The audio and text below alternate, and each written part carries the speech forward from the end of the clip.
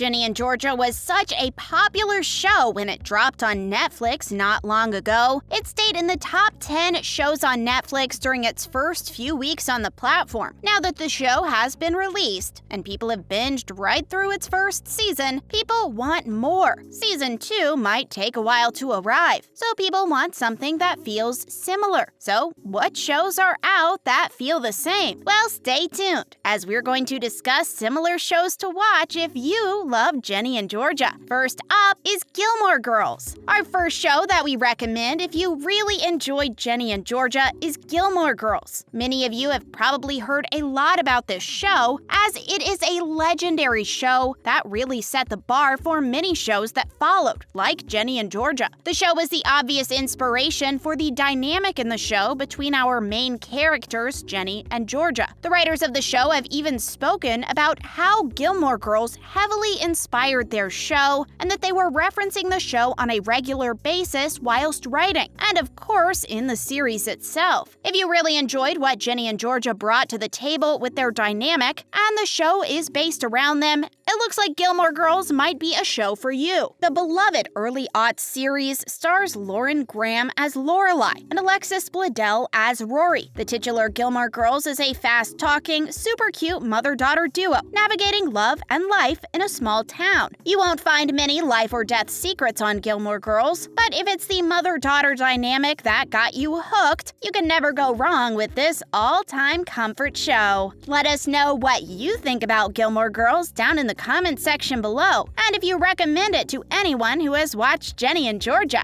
And now we have Teenage Bounty Hunters. Teenage Bounty Hunters is next on our list, and one you should definitely check out if you feel like another Ginny and Georgia type show for your next binge. If you were taken over by the southern charm that Ginny and Georgia brought to the table, as well as its go-getter spirit, you will most likely really enjoy Teenage Bounty Hunters. This is another show that you can binge right through on Netflix. The show was created by Jenji Cohen, who of course executive produced and Orange is the New Black. Though Teenage Bounty Hunters was a short-lived series, it did pretty well on Netflix and has a dedicated fan base to this day. The show stars Maddie Phillips and Angelica Betfellini as a pair of twins who stumble into a bounty hunting business and decide to make the most of it. Teenage Bounty Hunters is witty, endearing, propulsive TV, and just generally has a similar vibe to Ginny and Georgia, not just because of the snappy dialogue and southern charm, but a shared interest in the messiness of coming-of-age sexuality, female-driven narrative, and a completely charming ensemble. Teenage Bounty Hunters is something to check out. Next up, we have My So-Called Life. At the core of Ginny and Georgia is a really interesting teen drama.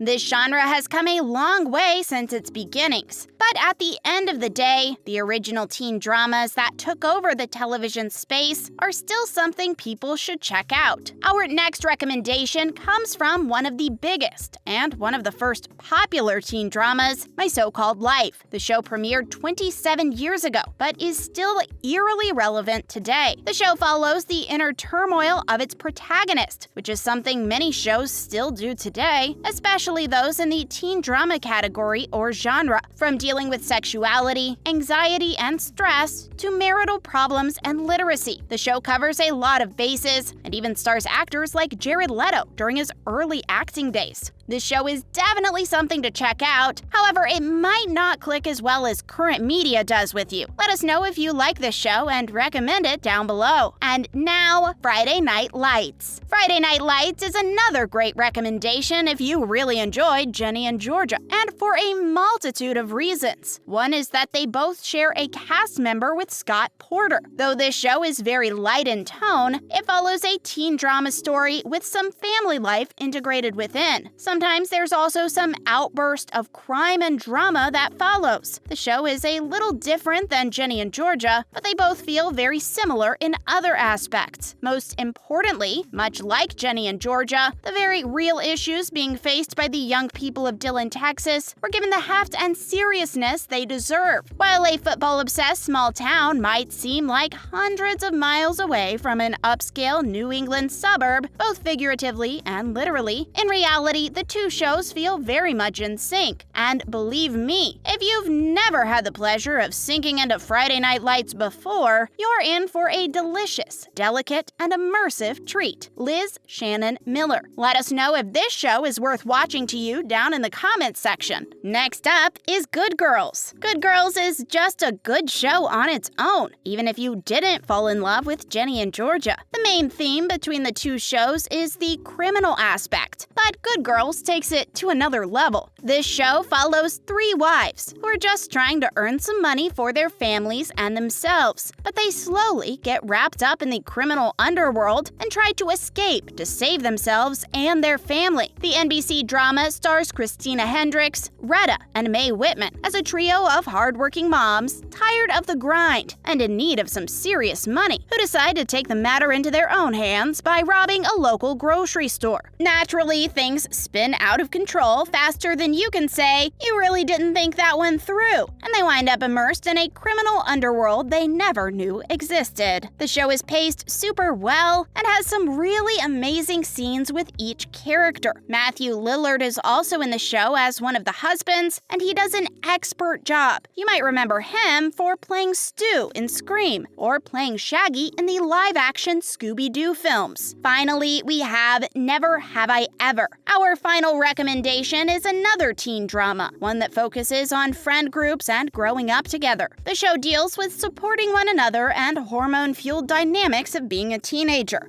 You will love this show if you enjoyed Ginny and Georgia. The series came out during the beginning of the pandemic and was a really heartwarming story for those who tuned in. The show doesn't have any secret criminals or any moms being seductive. You will get the teen spirit and female friendships with all the hardships of a teenage story. This story is just great, so you will really enjoy it coming from Ginny and Georgia. Anyone who has watched the show, let everyone know down in the comments what you think about it. And now, on to some other television news. Now, Manifest Matt Long teases potential Season 4 release window. Though a release date for Manifest Season 4 still hasn't been announced as of yet, we do have some information on a possible release window that a castmate may have let slip recently. Many of the main cast members of Manifest have been posting behind-the-scenes images and clips from them filming Season 4.